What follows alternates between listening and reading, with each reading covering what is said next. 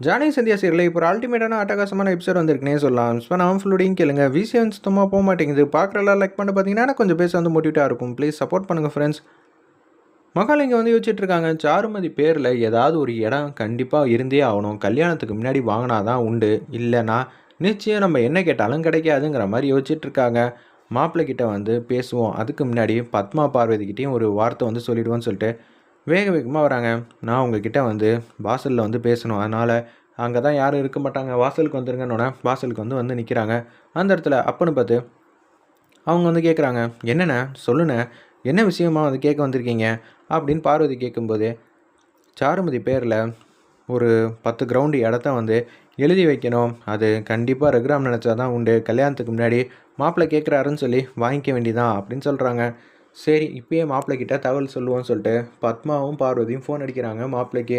நான் பத்மா பேசுகிறேன், சொல்லுங்கள் என்ன வேணும் அப்படின்னு சொல்லி கேட்கும்போது, உன் பேரில் இடம் வேணுங்கிற மாதிரி கேளு, அதுக்கப்புறமேட்டுக்கு எல்லாமே வந்து கிடச்சிரும். சரிங்க நீங்கள் கேட்க சொல்கிறீங்கன்னு கேட்குறேன், ஆனால் இடம்லாம் கேட்குறதெல்லாம் ரொம்ப டூ மச் தான், இது சமாளிக்க முடியுமா அப்படின்னு சொல்லி கேட்குறாங்க. அதெல்லாம் நாங்கள் சொல்லி தானே கேட்குறேன், அதெல்லாம் கேளு கேளு, எங்கள் அண்ணன் ஏக்கர் கணக்கிலேயே இடம் எழுதி தருவாருங்கிற மாதிரி யோசிச்சுட்டு மாப்பிள்ளை வீட்டுக்காரங்கெல்லாம் வந்துக்கிட்டு இருக்காங்க. கரெக்டாக கேட்டுருவல்ல, கேட்டுறேன் அப்படின்னு சொல்லும்போது மாயக்கிட்ட முன்கூட்டியே வந்து ஃபோன் அடித்து சொல்லிடுறாங்க. அந்த இடத்துல அந்த மாப்பிள்ளை, மேடம் நான் ஒரு விஷயத்த சொல்கிறேன், நீங்கள் கேட்பீங்களா, சொல்லுங்கள் என்ன விஷயம் அப்படின்னு சொல்லும்போது, இடம் கேட்க சொல்கிறாங்க, நானும் இப்போதைக்கு கேட்குறேன், நீங்கள் என்னை தப்பாக நினைக்காதீங்கன்னு மாயா கிட்ட ஒரு வார்த்தை சொன்னதுக்கப்புறம் தான் மாப்பிள்ளை வந்து வராங்க.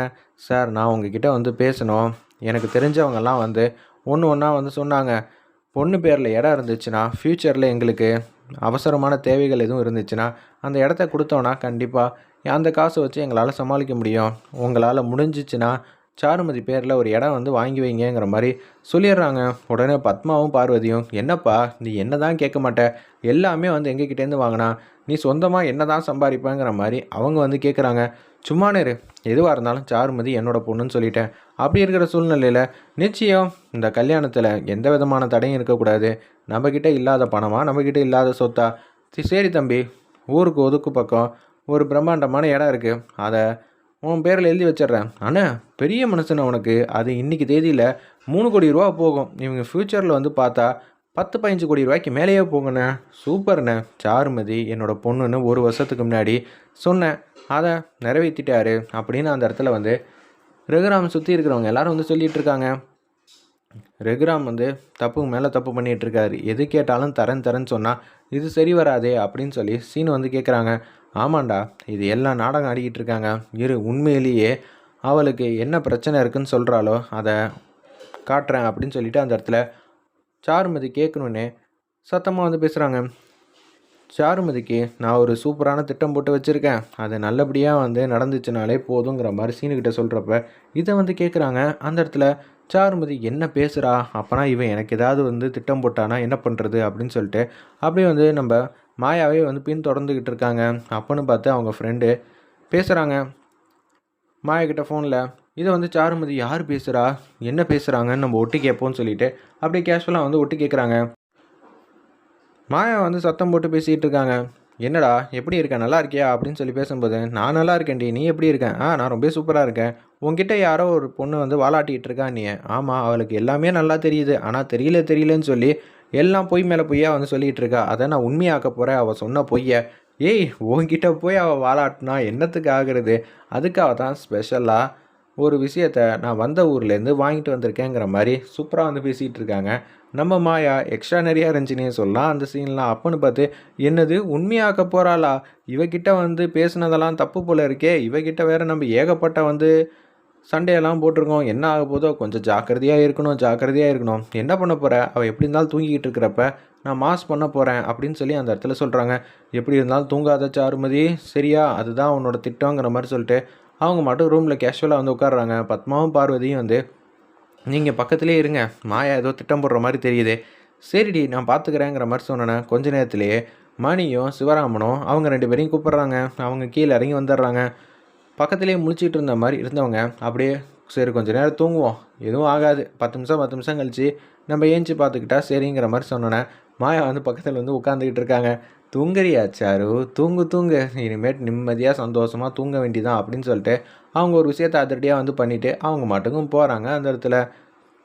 என்னது உங்கள் பொண்ணு வந்து தன்னந்தனியாக வந்து தூங்கிட்டு இருக்கா, சாருமதியை பார்க்கறதுக்கு கூட ஆள் இல்லையா அப்படின்னு சொன்னோன்னே இவங்க எல்லாரும் வந்து மாடிக்கு போகிறாங்க. மகாலிங்கலேருந்து எல்லாரும் நிச்சயம் வந்து மாப்பிள்ளை கேட்ட சொத்தெல்லாம் நமக்கு தான் கிடைக்க போகுது, அதுவும் சாருமதி இப்படியெல்லாம் வந்து நடிச்சிட்டு இருக்கறனால தான் நம்ம காட்டில் மழை பெய்யுதுங்கிற மாதிரி அந்த இடத்துல வந்து சொல்கிறாங்க. பத்மா, பார்வதி, மகாலிங்கம் 3 பேர் வந்து பேசிகிட்டு இருக்காங்க.